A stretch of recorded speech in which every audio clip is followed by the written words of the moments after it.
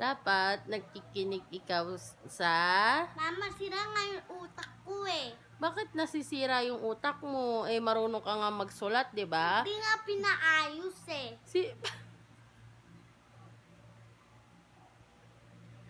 Bakit nasisira yung utak mo nga? Hindi nga pinaayos ng sir. Oh. Kaya sira yung utak ko.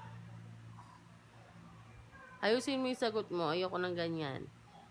Anak, dapat pag nasa school, makikinig kay... Mama. Ay, bakit sa akin? Hindi sa akin. Sino ba kasama mo sa school? Sino? Bakit yung mga classmates ko hindi sila late? Kami lang late. Hindi naman yan yung pinag-uusapan nga eh.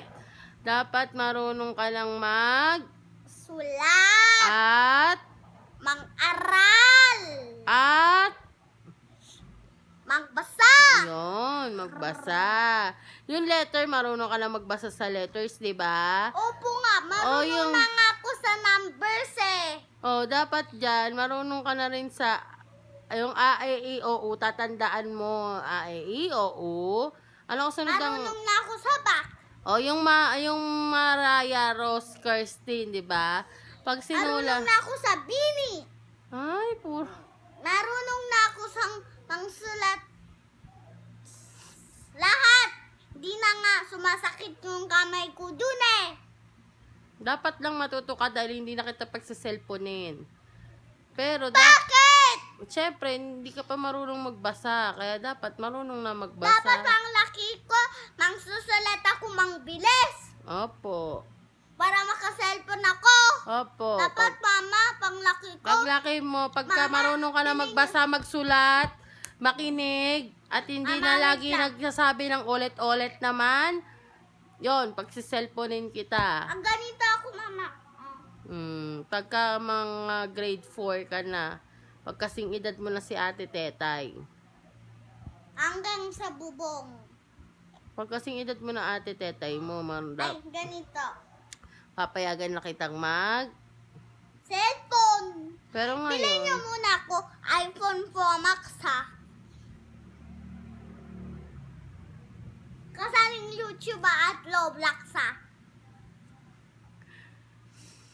mahal mo naman, magpabili.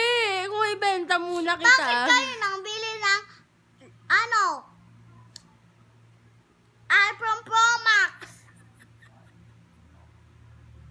Gaya-gaya kayo sa akin eh, no? Basta marunong ka dapat magsulat ha. At Sulat. Sulat na! Hindi, isa pa. At Mangbasa. ayun. At marunong ka magsulat at magbasa. Kasi gusto mo ba grade 1 ka lang? Ayaw mo pumunta sa grade 2? Gusto ko. Bakit po kasi? Late ako, pati yung mga classmates ko. Hindi ka late. Hindi ka nalilate. Kung late ka, di sana Bakit po si Radia late? Huwag mo intindihin yung Pati- ibang kaklase pati- mo. Intindihin mo yung sarili mo. Yung self mo ang intindihin mo. Yung self mo, yung sarili mo. Bakit po si Albert, Tingnan mo. hindi po siya late?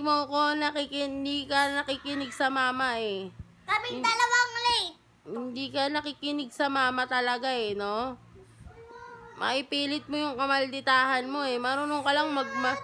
Marunong ka magmaldita pero hindi ka marunong magbasa at magsulat. Bakit ganon?